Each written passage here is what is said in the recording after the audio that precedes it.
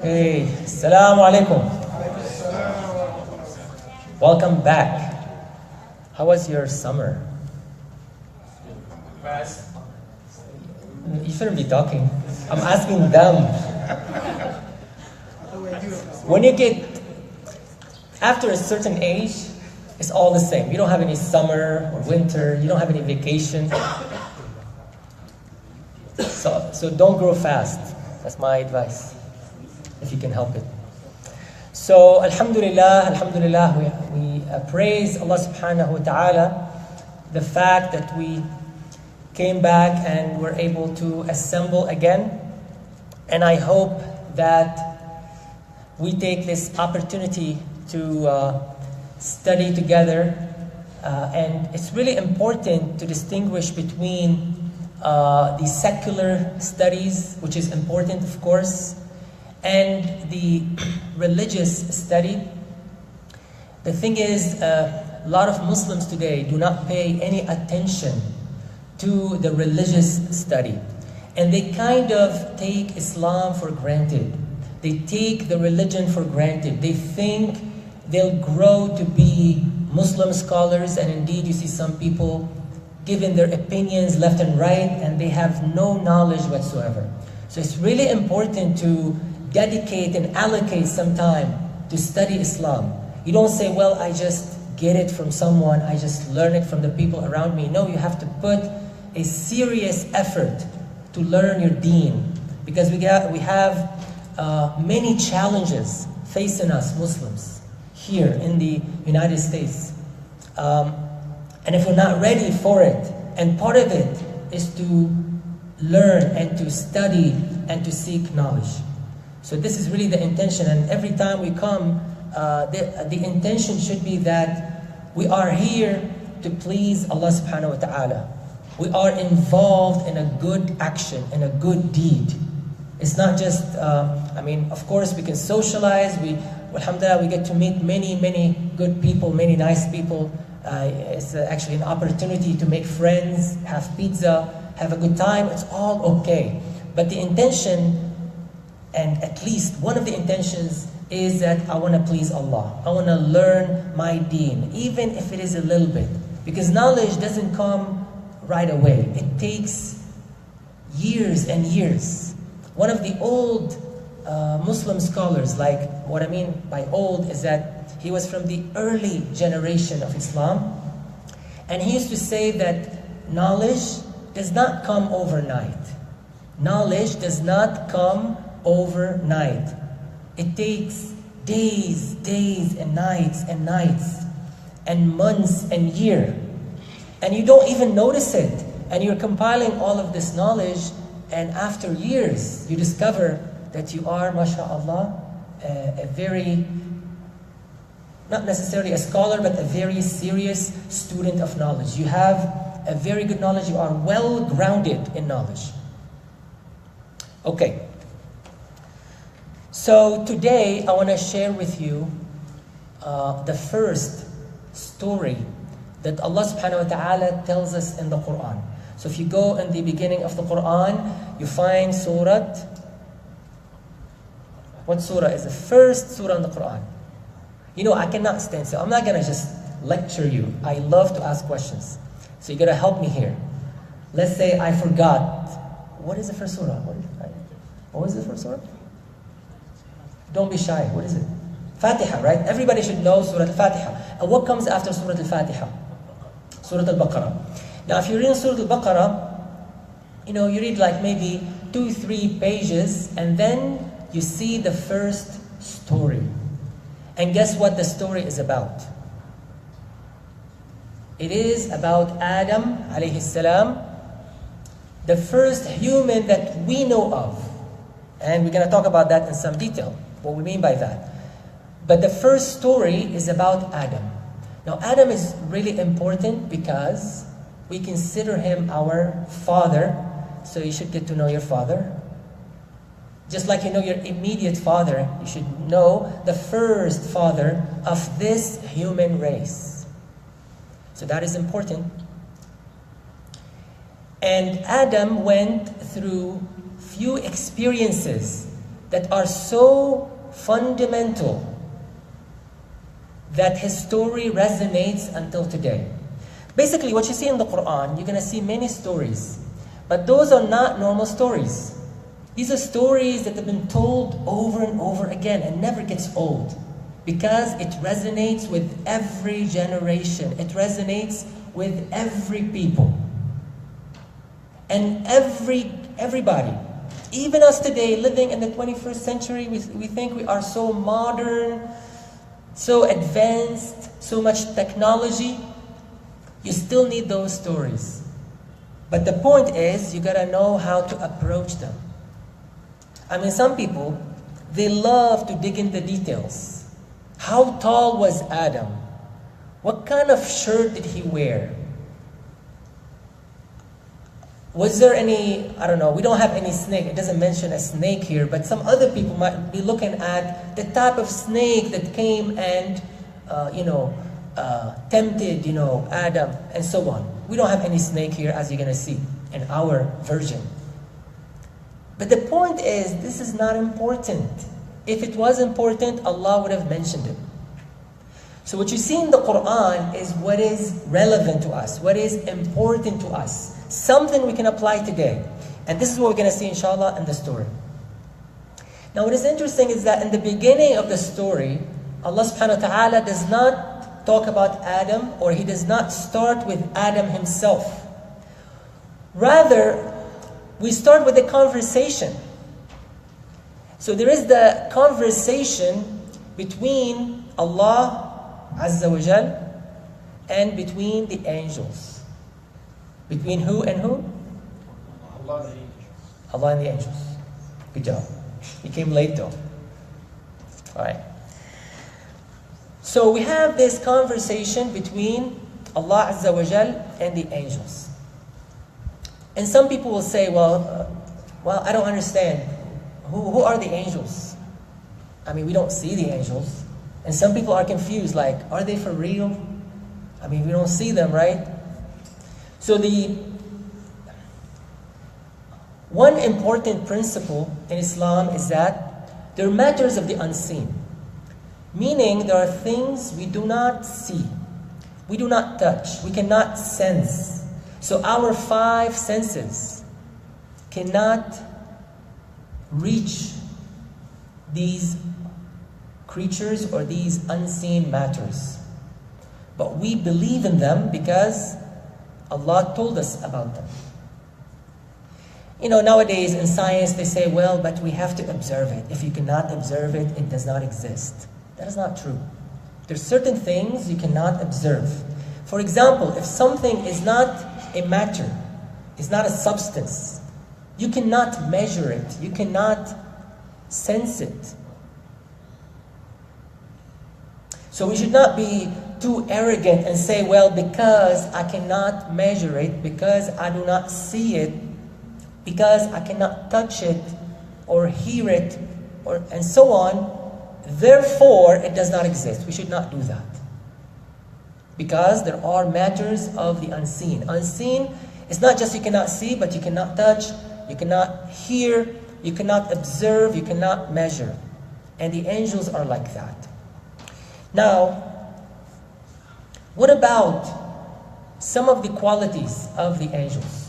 For example, we read in the Quran, Allah subhanahu wa ta'ala says, because something you encounter, you are reading the Quran and all of a sudden you got into Surat Fatir and you start reading جَاعِلُ الْمَلَائِكَةِ رُسُلًا أُولِي أَجْنِحَةٍ مَثْنَى وَثُلَاثَ وَرُبَاعَ. So here it tells us that the angels have wings. Say, oh, wings, okay. So what is important here, although Allah subhanahu wa ta'ala told us that angels have wings, we do not think of these wings as the wings of a bird. Because they're going to get confused. I mean, we're not talking about wings with feathers and stuff like that. This is what we see. The birds are made of that substance. The angels are totally different. So we don't go there. We don't try and get in the details and see and say, well, the angels are this. Some people draw the angels. Like you see those baby figures or these girls with wings or something like that. We should not do that. Because we have no idea how the angels look like. So we should not venture into the unseen. In Islam, we don't do that. We just take it as is. Allah subhanahu wa ta'ala told us they're angels, we believe in that. He told us they have wings, we believe in it. We don't say they're like this or like that. We stop where Allah subhanahu wa ta'ala stopped. He did not tell us anything further, we stop there. And that's really an important rule. Likewise, and this is not in the Quran, in the Hadith, I'm saying this just in case you encounter that. It might say, for example, and we have to check the authenticity, but let's say there's a Hadith that says this angel might be in charge of the clouds or the rain and so on. In Islam, we don't believe in like myth, as some people have these myths. Like certain cultures, they come up with these stories and fables and so on. Islam, we don't believe in that. But we believe in revelation. If God told it to us, we believe in it. But this is how we think about it. We say, well, we don't see the angels. They're transparent to us. But they might have some effect on the universe around us. I mean, a lot of times we see things that even science cannot explain. Things that happen at the same time, and there's no I read so much about it, there's no explanation of it. There's certain phenomena we see around us that science has no understanding of it. So we don't know. There are things around us we don't see. They're transparent to us. I mean, think about all the waves that we don't see. There's only a small range of waves we could see, like the light, the colors and so on, but that's such a short range. Everything outside of it we don't see. So whatever we don't see is much, much more than what we see. So the fact that we don't see the angels is not a big deal. Because the vast majority of things around us we do not see. We don't see radio waves, we don't see microwaves, we don't see any of that. Now the fact that the angels could help or could do something around us as far as clouds or rain does not mean that we deny the scientific fact behind the rain or behind the cloud. There's no contradiction whatsoever. Both are correct and they can coexist. Okay, back to the ayah. Just an introduction about the angels. The reason I spent some time is because we know believing in the angels is one of the 6 pillars of Iman. What are the 6 pillars of Iman? Just a quick refresh. Can someone tell me the 6 pillars of Iman? This is so important. Every single Muslim should know this. What are the 6 foundations, the 6 pillars of Iman? Meaning the things that we have to believe in. Anyone, any volunteer. We can start giving out gifts right now. I have no idea. I don't know what's in there. I could just pull something out of a hat. Oh, that is a hat. I'm sorry. Maybe that's what the present is, what the presents are. Who's first? Was it you or you? Okay, you do 3, you do 3.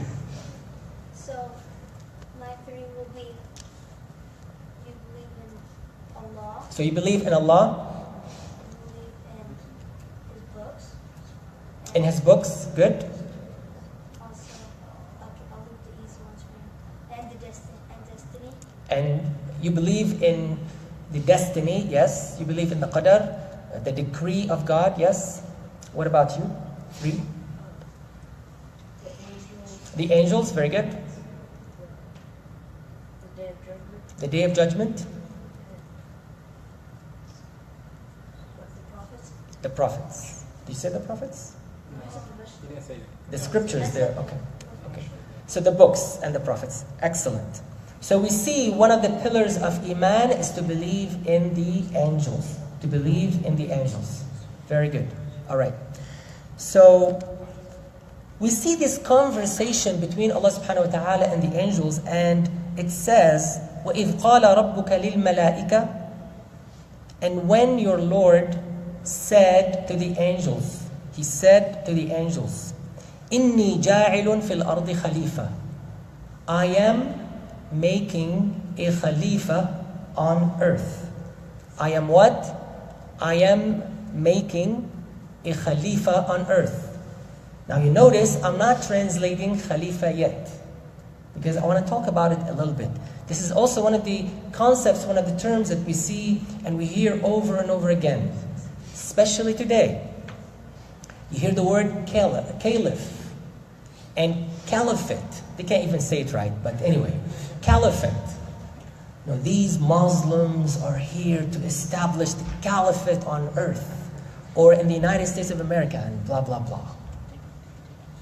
In essence, they mean khilafa. So khilafa, you could translate, it's not even a translation, it is a transliteration.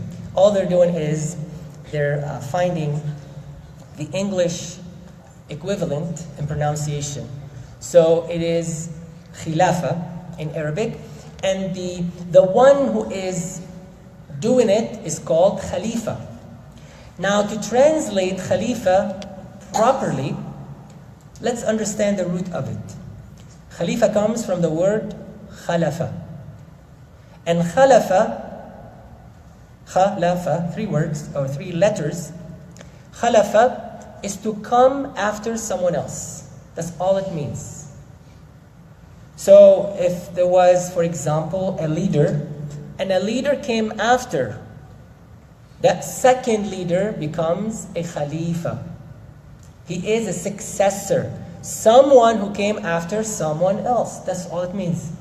So the reason we call Abu Bakr Khalifa, and we don't call, for example, we don't call the Prophet ﷺ Khalifa. So now you know that it is not just a supreme leader, it's not just a governor, no.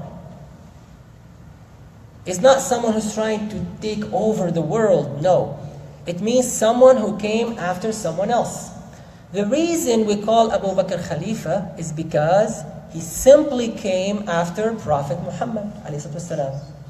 He was the leader of the Muslims after Prophet Muhammad. That's why we call him what?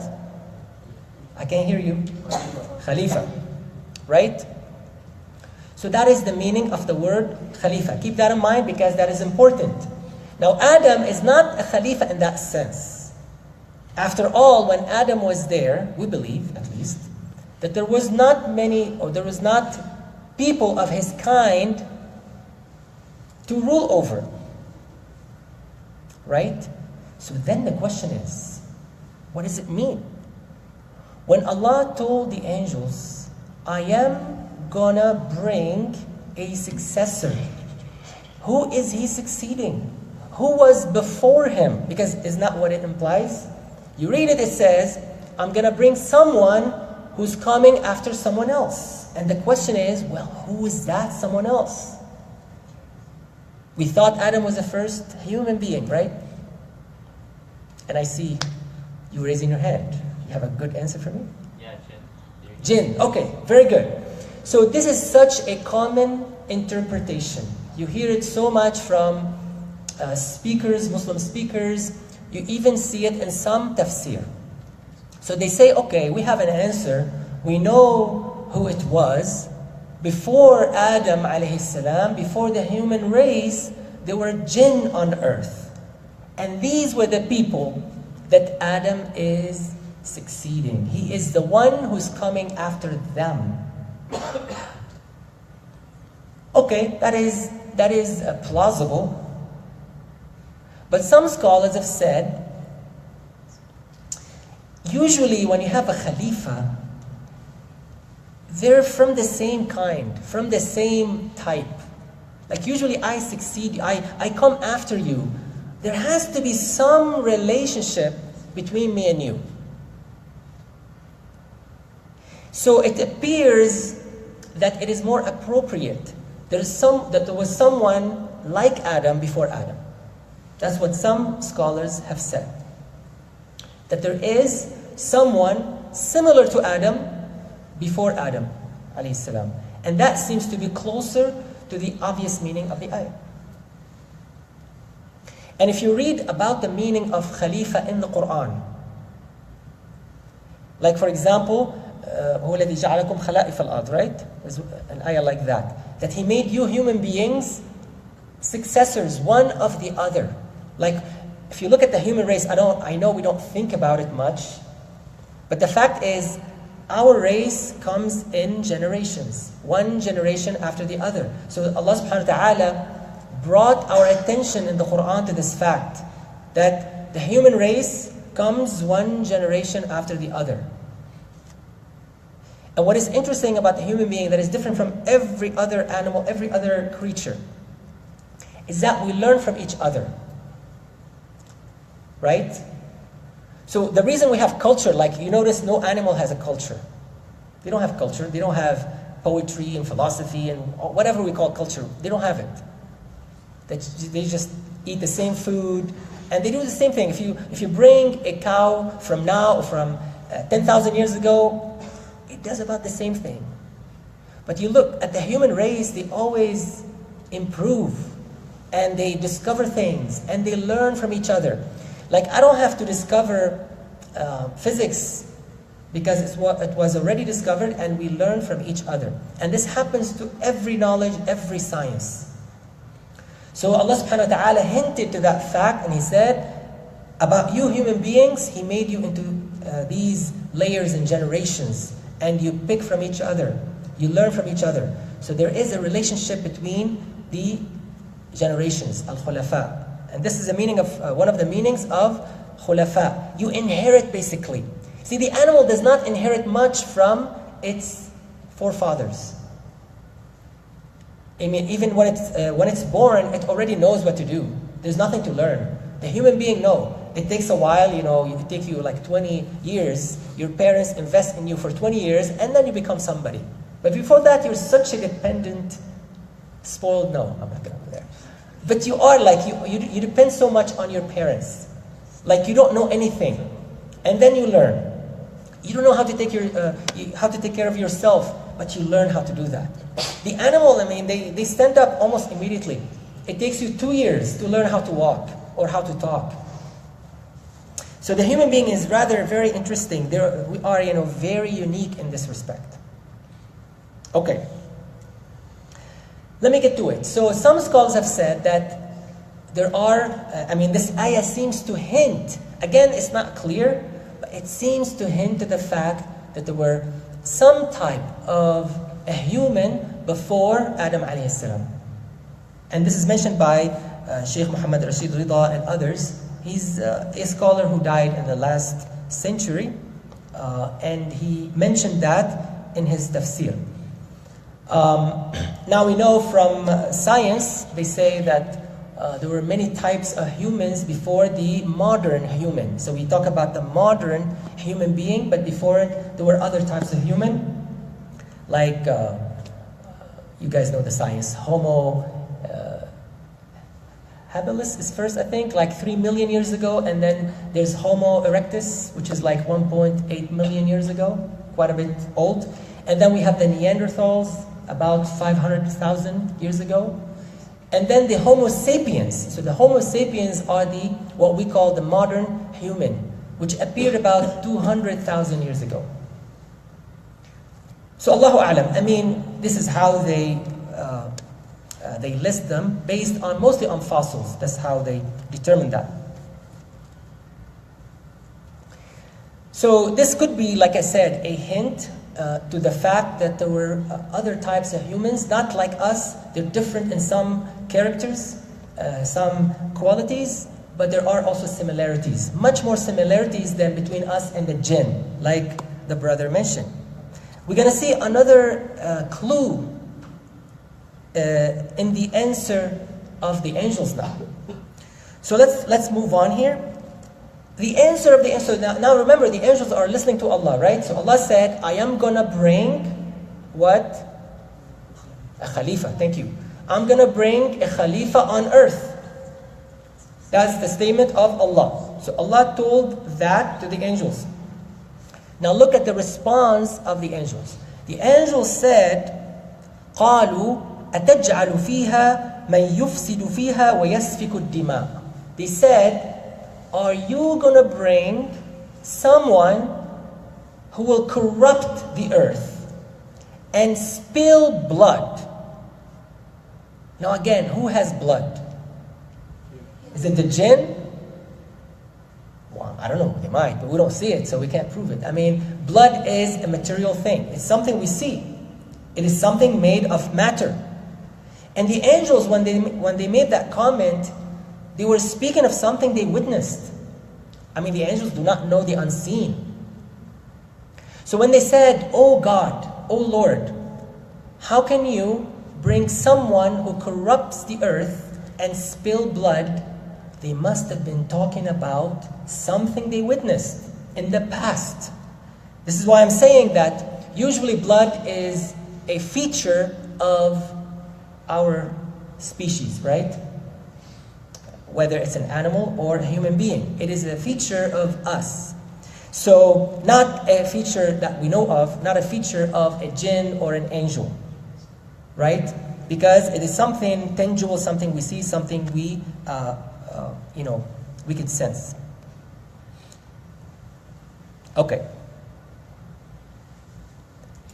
I'm going to ask you a question here. I want you to pay attention. Do you see anything? Do you see anything strange in the response of the angels? Yes. Usually the angels just like abide to whatever Allah says. MashaAllah, excellent. He said, usually the angels abide by whatever Allah says. In fact, Allah subhanahu wa ta'ala told us in the Quran, in different ayat, He told us, لا يعصون الله ما أمرهم. They never disobey Allah. They always obey Allah. وَيَفْعَلُونَ مَا يُؤْمَرُونَ. They always follow the commands of God. In different ayah, He told us, يُسَبِّحُونَ اللَّيْلَ وَالنَّهَارَ لَا يَفْتُرُونَ. They're always making tasbih of Allah. They don't stop. They don't get tired. They don't get bored. They're always making tasbih. Imagine if you have to do that. SubhanAllah, SubhanAllah. You can't. We're humans. That's the difference. So then you say, well, the angels who never disobey Allah, and now here, they're questioning Allah? How is that possible?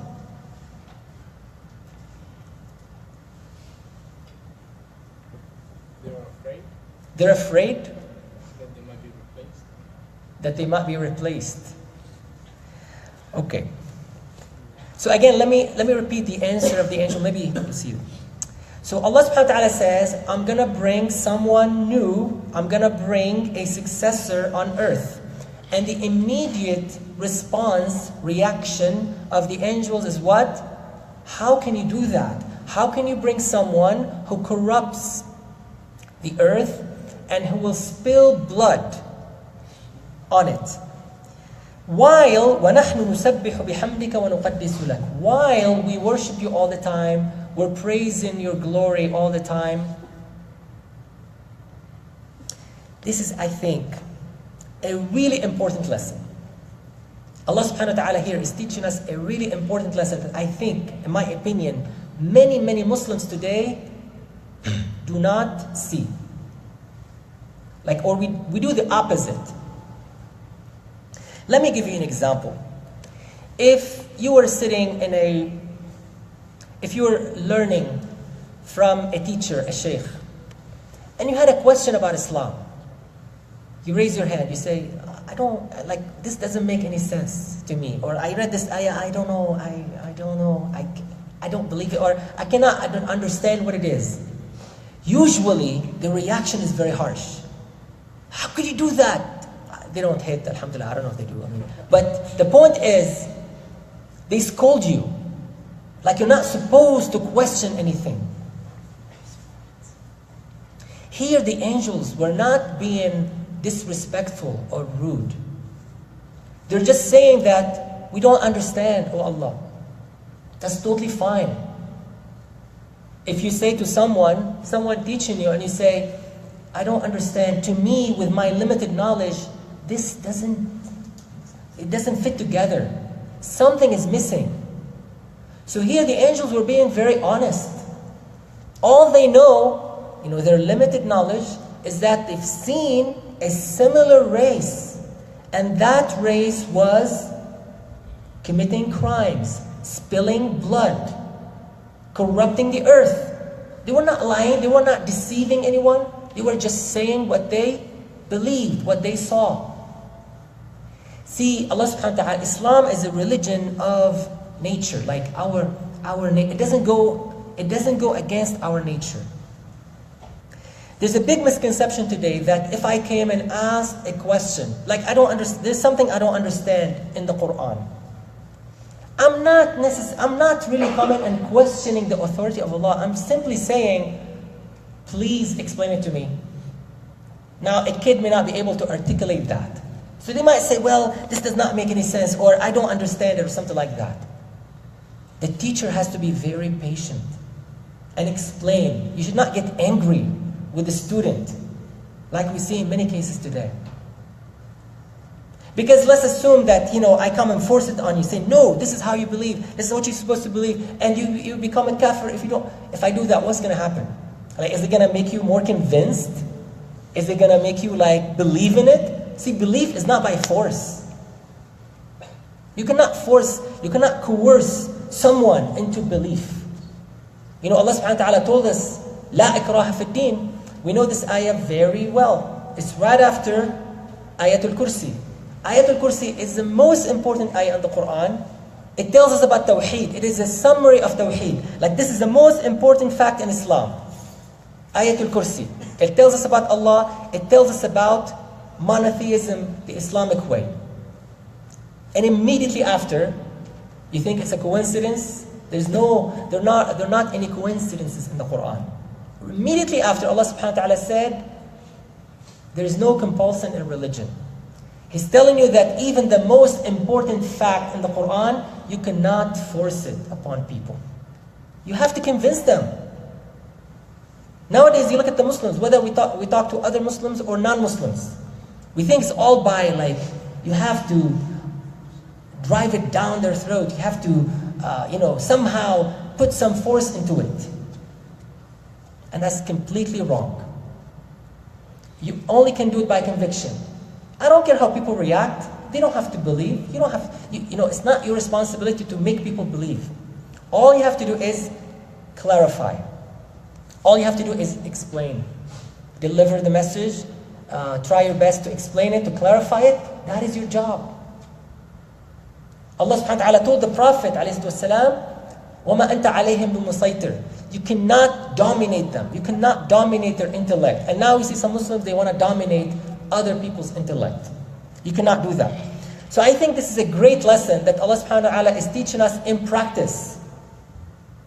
And by the way, Allah subhanahu wa ta'ala did not scold the angels. He did not say, how come you question my authority? He didn't say that. All he said is, take it easy, calm down. Well, he didn't say that. He said instead, but this is the meaning, قَالَ إِنِّي أَعْلَمُ مَا لَا تَعْلَمُونَ. He said, I know what you don't know. So I understand why you react like that, but my knowledge is greater than that. There's something I know that you don't know, and this is why I'm doing what I'm doing. And then what you see, we're not going to do it today because we're almost out of time. What you see is that the rest of the story, Allah subhanahu wa ta'ala is showing the angels in practice how that decision was the right decision. So in the beginning, all he said, take it easy, take your time, I have some knowledge that you do not have. That's it. And then Allah subhanahu wa ta'ala showed them through the creation of Adam how this creation was justified, it was special. This is a race that is like no other. All of that was done through showing. Through showing.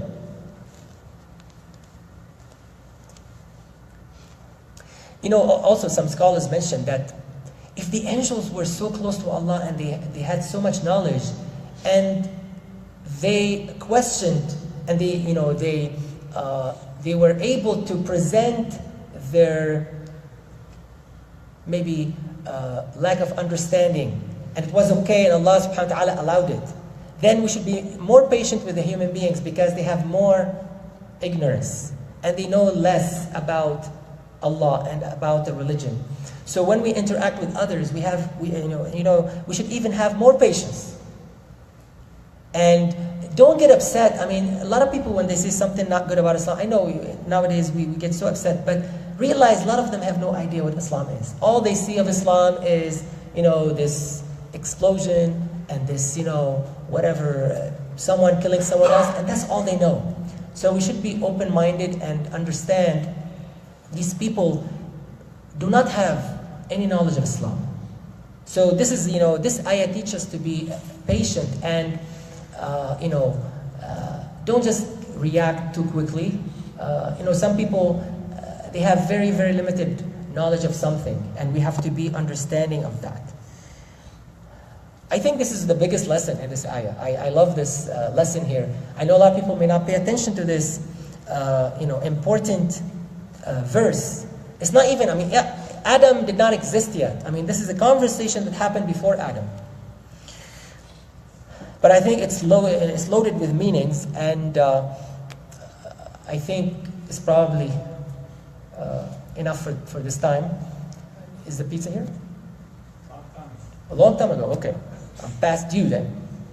Okay, inshallah, so we'll stop here. If you have any questions, we'll do those, and then we could do, inshallah, the quiz, and then we go for the pizza, inshallah. Any questions? Yes?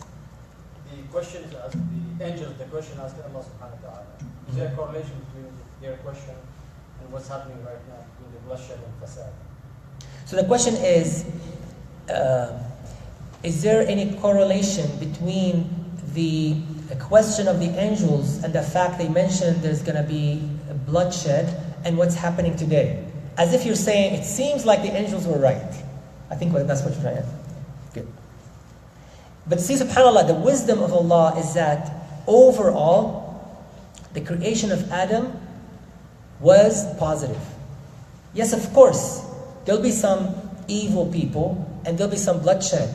But here, the wisdom of Allah subhanahu wa ta'ala, He's trying to teach them, and this is what you're going to see at the remaining of the story. The fact that Adam has this capacity to learn and to share his learning, وَعَلَّمَ آدَمَ, and we're going to see that, right? Shows this human potential.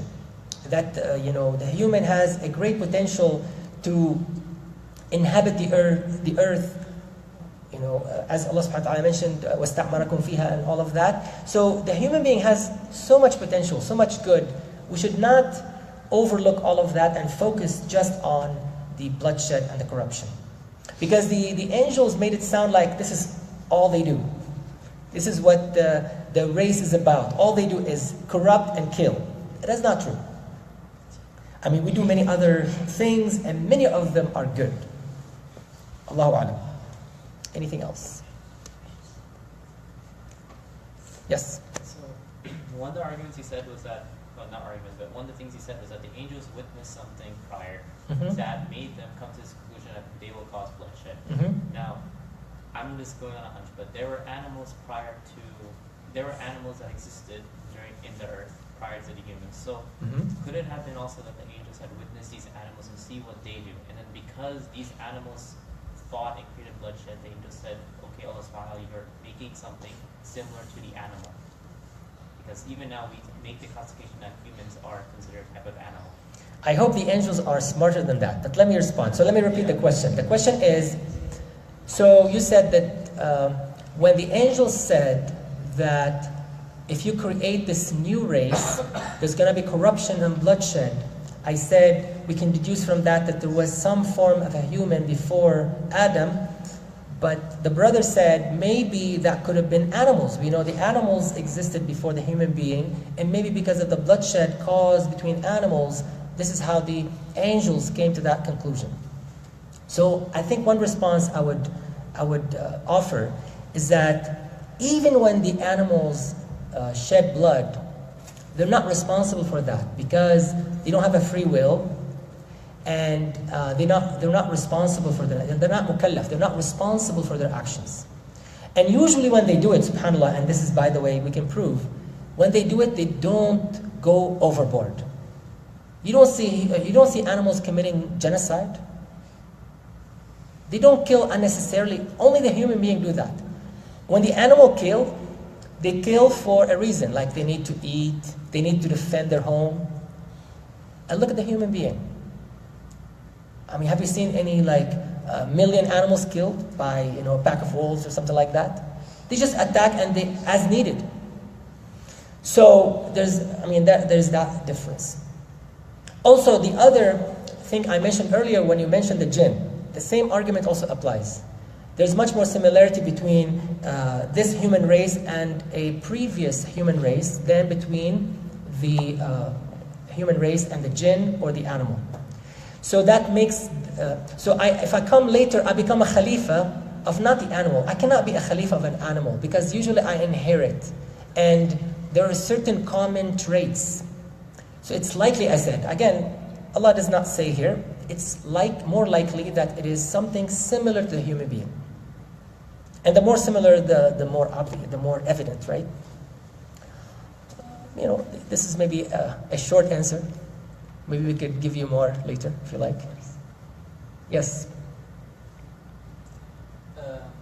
What about especially scientifically now, Mm-hmm. and the kids learning from the schools, Yeah. they say that apes are evolved from humans, so is that The apes are evolved from humans? You mean the opposite the way? evolution, the opposite, yeah. Yeah. Okay. Wow. I mean, it's not that bad. Alhamdulillah. So this is a longer topic. The brother asked about evolution. Maybe I'll say this much. There is a large portion of evolution that does not collide with Islam whatsoever. Especially when you look in the animals and how they evolved. But the one thing we have to be careful about, and this is what I would say when philosophy comes and intersects with science. This is why we have a certain brand of atheists. They're mixed in science with philosophy. So for example, there's nothing wrong if you came and said, well, I have evidence that this animal evolved from the other animal. A Muslim would say, well, this happened with the decree of God. It happened with the knowledge of God, etc. Allah made it happen. They say, no, even that we cannot agree with. It has to be purely random mutation and it has to be purely natural selection. Like that. So even then, there's nothing, this is totally philosophical. You could, when in Islam we say something caused something else. You read the Quran, for example, it's full of cause and effect. Allah subhanahu wa ta'ala said, this caused that. But every Muslim knows that it is with the permission of Allah. Like, in every, Ibn al-Qayyim I think mentioned once that if you read the Quran, it's full of causes and effects. But in all of them, Allah is there. Allah is the one who's behind the cause. In Arabic we say, as-sabab wal-musabbib. There's an immediate cause and there's a causer. One behind, the one who created the cause even. That is Allah. They don't like that, but that's nothing to do with science. Because we both can agree on the process. No one is disagreeing, if you can prove it scientifically. No one is disagreeing about the process. The point is, well, we agree on the process, but I believe there's a God who guides the process. You're telling me, mutation happened, randomly, and the eye came about. Or, the reptile came from the fish. Okay, you can prove it, fine, and I say Allah is behind that. Prove me wrong. There's no way on earth He can do that.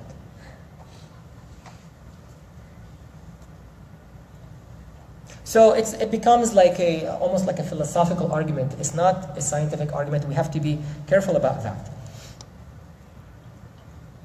Okay, anything else?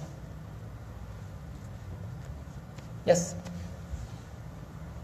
Angels asked Allah subhanahu wa ta'ala about the question about why would He create something that would destroy or cause bloodshed. Is it now not because they had already witnessed the jinn? They had already Allah subhanahu wa ta'ala had already sent them to destroy the jinni nation before this. Is this correct or no? Okay, so the brother said, when the angels said,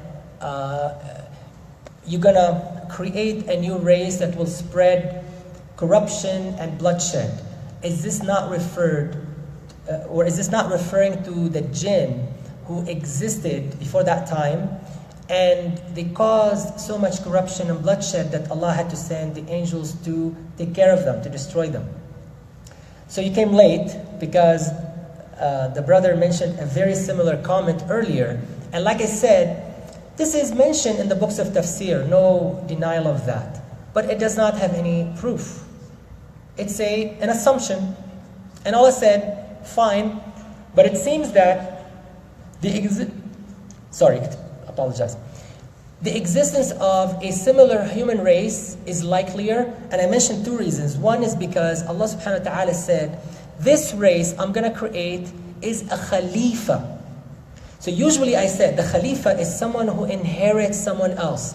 There has to be some common traits between you and someone you inherit. And we don't, to my knowledge, we don't have lots of similarities between us and the jinn. So that is one answer. The other answer, you notice they mentioned the word blood. And as far as we know, the jinn do not spill blood. They're not even from the same nature. Blood is a thing of the animals and the human race. It's not a thing of the angels or the jinn as far as we know. So when the angels say someone will spill blood, I think of a human or an animal before I think of a jinn. If you want to take this literally, right? So this is, just, yeah. Okay, I got a question. Let's say that it was another human race. Okay. If Shaitan was good, if Iblis was good at that time, what tempted him if there was no bad Shaitan? By the way, when you say that, I remember another story mentioned by some of the scholars of tafsir. But again, you see a lot of these stories, but we need to verify those stories. I think what you mentioned about sending that army of jinn, I think Iblis was the leader of that army. I saw that in a narration, not a narration even, some commentary. So they say when Iblis was good, before he turned bad, when he was good, he was the leader of that army that came and destroyed the jinn. Again, it's all nice stories, but unless we have a clear proof, it's just a theory, or not even a theory, an assumption, a guess. Okay, now, what was your question? So what caused them to spill blood if they had no waswas of Shaitan? What caused them to spill blood if they had no waswasa of shaitan? What makes you think that shaitan is behind all the evil on earth? You don't think the human or any other creature is capable of evil itself? Allah subhanahu wa ta'ala said at the very, very last ayah of the Quran, He said, مِنَ الْجِنَّةِ وَالنَّاسِ. Both are capable. He said, both jinn and humankind can cause trouble. And they can even do waswasa as well. So the human being can do whispering. They can do waswasa just like shaitan. Okay.